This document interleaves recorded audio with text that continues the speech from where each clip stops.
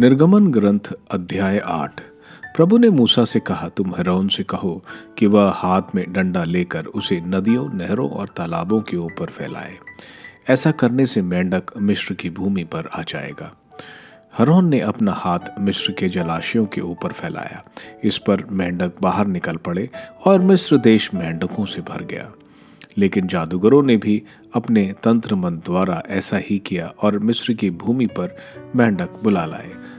इस पर फिरौन ने मूसा और हारून को बुलाकर कहा, प्रभु से प्रार्थना करो कि वह मेरे और मेरी प्रजा से मेंढकों को हटा दे, तब मैं प्रभु को बलि चढ़ाने के लिए लोगों को जाने दूंगा। मूसा ने फिरौन से कहा, कृपया यह बताइए कि मैं आपके लिए, आपके सेवकों और आपकी प्रजा के लिए किस समय प्रार्थना करूं, जिससे मेंढक आपसे और आपके घरों से दूर हो जाए और केवल नील नदी में ही रह जाए। उसने कहा, कल। मूसा ने कहा, आप जैसा कहते हैं वैसा ही होगा, जिससे आप जान जाएं कि हमारे प्रभु ईश्वर के समान और कोई नहीं। मेंढक आपके, आपके घर, आपके सेवकों और आपकी प्रजा के पास से हट जाएंगे, वे केवल नील नदी में रह जाएंगे। इसके बाद मूसा और हारून फिरौन के पास से चले गए। मूसा ने मेंढकों के विषय में प्रभु से प्रार्थना की, जिन्हें उसने फिरौन पर भेजा था। प्रभु ने मूसा की प्रार्थना सुनी और वैसा ही किया। मेंढक घरों, आंगनों और खेतों में मर गए। लोगों ने उन्हें इकट्ठा कर उनके ढेर लगा दिए। सारा देश उनकी दुर्गंध से भर गया।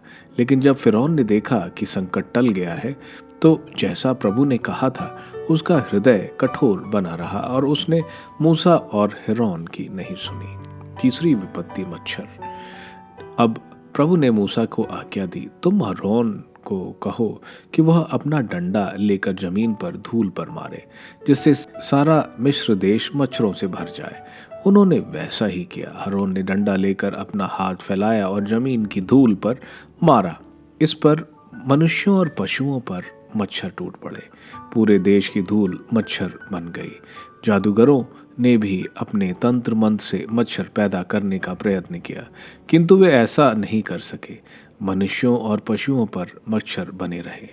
जादूगरों ने फिरौन से कहा, यह ईश्वर का कार्य है। किंतु जैसे ईश्वर ने कहा था, फिरौन का हृदय कठोर ही बना रहा और उसने मूसा और हारून की नहीं सुनी। चौथी विपत्ति, डास।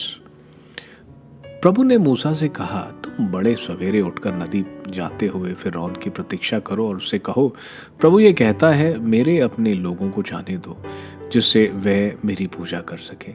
और यदि तुम मेरी प्रजा को निकलने नहीं दोगे, तो मैं तुम पर, तुम्हारे सेवकों, तुम्हारी प्रजा और तुम्हारी घरों के ऊपर डांसों के झुंड छोड़ दूंगा। मिस्रियों के घर और वह भूमि भी जहाँ वे रहते हैं डांसों से भर जाएगी।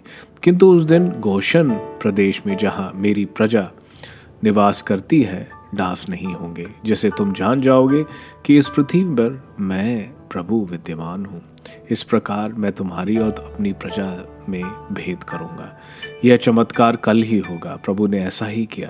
फिरौन का महल, उसके सेवकों के घर और सारा मिस्र देश डांसों से भर गया। डांसों के कारण देश का विनाश हुआ। अब फिरौन ने मूसा और हारून को बुलाकर कहा, जाओ और इस देश में से अपने लोगों के लिए बलि चढ़ाओ। किंतु मूसा ने कहा, ऐसा करना हमारे लिए उचित नहीं होगा। हम अपने प्रभु ईश्वर को ऐसी बलि चढ़ाते हैं जो मिस्रियों की दृष्टि में घृणित है। यदि हम मिस्रियों के देखने में ऐसी बलि चढ़ाएंगे जिससे वे घृणित समझते हैं, तो वे हमें पत्थरों से नहीं मार डालेंगे। हमें निर्जन स्थान में 3 दिन की यात्रा की दूरी पर जाना होगा और वहां अपने प्रभु ईश्वर की आज्ञा के अनुसार उसे बलि चढ़ानी होगी। इस पर फिरौन ने कहा, मैं तुम्हें अपने प्रभु ईश्वर को निर्जन स्थान में बलि चढ़ाने के लिए जाने तो दूंगा, किंतु तुम बहुत दूर मत जाओ, मेरे लिए प्रार्थना करो। मूसा ने उत्तर दिया, देखिए, मैं आपके यहाँ से जाने के बाद प्रभु से प्रार्थना करूंगा। कल फिरौन तथा उनके सेवकों और उनकी प्रजा के यहाँ से डांस दूर हो जाएंगे।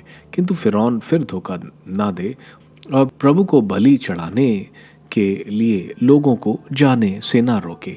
इसके बाद मूसा फिरौन के यहाँ से चला गया और उसने प्रभु से प्रार्थना की। प्रभु ने मूसा की प्रार्थना पूरी की।